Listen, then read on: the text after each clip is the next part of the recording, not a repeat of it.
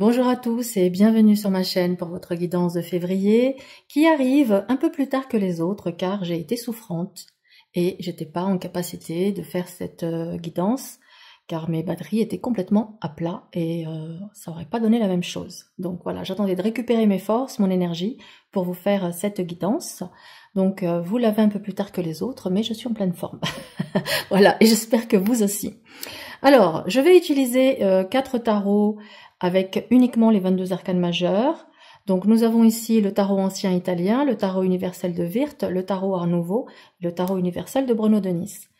Je vais aborder le thème de l'amour, de la carrière et des finances en tirage à 3 cartes. Et on va commencer par le sentimental pour voir un petit peu qu'est-ce qui se profile pour vous sur ce mois de février côté cœur. Allez, guidance pour nos amis taureaux pour la vie amoureuse, sentimentale. Quelle est l'énergie du mois de février côté cœur pour les taureaux? Alors, nous avons le monde, magnifique. Ça veut dire que ce mois-ci, tout est possible. Vous êtes sur un mois d'opportunités de rencontres. On vous invite à vous mettre en lumière, à voir du monde, à bouger, à vraiment voilà, rayonner, rayonner votre lumière. Montrez-vous.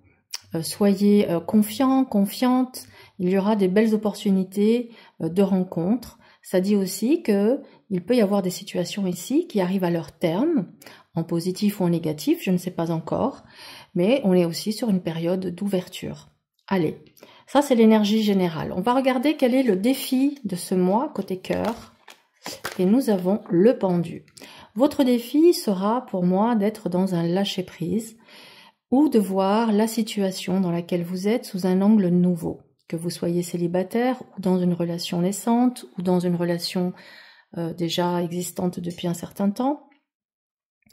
Peu importe voilà la situation, il y a un lâcher-prise nécessaire. Donc ça veut dire que si le défi c'est le lâcher-prise, c'est que vous avez peut-être une tendance au contrôle.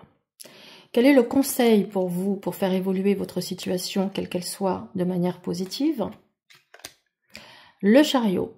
On vous invite ici à avancer avec courage et confiance, à faire preuve de maîtrise, de self-control, et à, en fait, surtout, je pense que le message principal, c'est reprenez les commandes, reprenez les rênes de votre vie.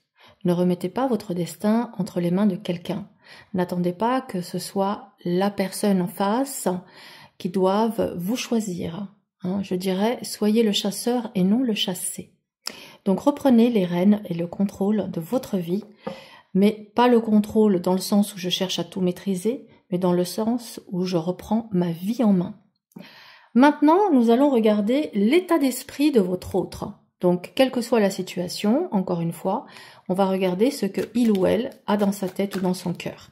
Alors, je vous invite à penser à la personne que vous aimeriez, avec qui vous aimeriez partager une relation, ou avec qui vous aimeriez évoluer dans une relation déjà existante, ou quelqu'un sur qui vous avez des vues, mais avec qui pour l'instant il n'y a rien, c'est au point mort. Donc on va regarder l'état d'esprit de cette personne à votre égard. Bien sûr, vous allez adapter ce que je vais dire à votre situation. Quels sont les sentiments de cette personne à votre égard?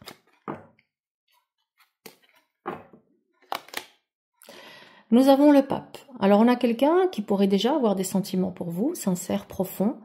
On pourrait être aussi dans des sentiments pour l'instant au stade amical, platonique également.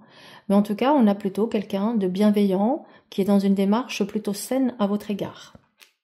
Ensuite, comment cette personne vous perçoit? Je crois que je tiens mon paquet à l'envers, c'est pour ça qu'elle ressort tout à l'envers. On vous perçoit en maison Dieu, donc comme si vous étiez une surprise, un cadeau de l'univers. On vous perçoit également comme une personne spontanée, mais qui peut être également très réactive, voire surréactive. Donc, à vous d'interpréter. Ensuite, ce que cette personne attend de vous, le soleil. Donc, que vous soyez une personne claire sur vos intentions, lumineuse, joyeuse, que vous apportiez une énergie positive et que vous puissiez lui apporter à cette personne des moments de joie, de complicité, de partage, de fusion. Donc, et d'amour, hein, bien sûr, hein, j'ai oublié le mot principal, cette personne attend de votre part de l'amour et de l'affection. Ce que cette personne attend de la relation, c'est différent. L'arcane 13, donc soit elle attend que cette relation prenne un nouveau tournant, donc un changement de cap, soit elle s'attend à ce que cette relation ait du mal à avancer et que du coup elle s'oriente vers une fin, à vous d'adapter en fonction de ce que vous êtes en train de vivre. Ce que cette personne craint,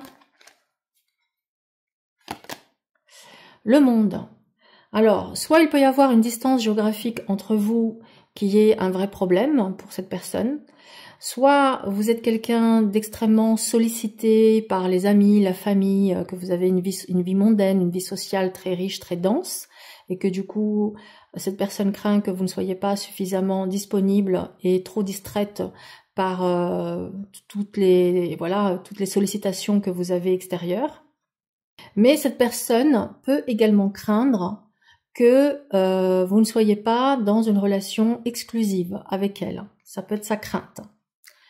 Quel est l'obstacle entre vous? L'obstacle entre vous, nous avons l'amoureux. L'amoureux peut dire ici plusieurs choses. Soit vous êtes malheureusement dans une triangulaire, et j'en suis désolée pour vous. Soit il peut s'agir ici d'une difficulté à s'engager. Donc ça pourrait être que cette personne a une problématique d'engagement, ce qui pourrait l'amener à avoir un comportement qui peut réveiller certaines craintes de l'insécurité affective, etc. Par exemple, si vous avez quelqu'un qui souffle le chaud et le froid, parce que derrière il y a une problématique d'engagement. Donc ok, ça c'est l'obstacle. Et vers quoi s'oriente cette relation? L'empereur. Alors l'empereur dit quand même que cette relation peut évoluer vers une stabilité, voire peut-être une construction. Donc ça veut dire que pour certains d'entre vous, on est plutôt dans une évolution qui peut être positive, et ça veut dire aussi que les problématiques peuvent être résolues. Bien sûr, rien n'est figé et à vous d'interpréter en fonction de votre actualité. Maintenant, on va aller voir côté professionnel, ce qui se profile pour vous sur ce mois de février. Côté pro, l'énergie générale pour nos amis taureaux. Alors, nous avons la force. Donc, vous êtes sur un mois où vous allez peut-être vous sentir en position de force face aux événements, où vous allez avoir peut-être un regain de courage, d'énergie. Vous allez faire preuve de maîtrise, de self-control, de détermination, et ce qui va vous amener à pouvoir gérer toute situation qui va se présenter sur ce mois de février. Quel est le défi? La maison Dieu sera de faire preuve aux imprévus, aux aléas, de gérer les situations de crise. Vous voyez, vous allez avoir peut-être des événements inattendus, des situations de crise que vous allez pouvoir gérer avec force, détermination, calme. La force, c'est vraiment une main de fer dans un gant de velours. Ensuite, quel est le conseil pour faire évoluer au mieux votre pro ce mois-ci? L'étoile. L'étoile, c'est restez confiant, gardez espoir, continuez à semer vos graines, vous allez récolter le moment venu. Restez optimiste. Donc ça, c'est très bien. Et maintenant, on passe aux finances. Côté financier, alors attendez, hop, je la remets parce que j'ai pas eu le temps de mélanger. Non, je ne vais pas mélanger, je veux mélanger mes cartes et surtout, je veux que mon paquet il soit à l'endroit. Je veux que mon paquet il soit à l'endroit. Voilà, on y va. Allez, côté finances, qu'est-ce qui se passe pour nos amis taureaux sur ce mois de février? L'énergie générale pour le côté financier.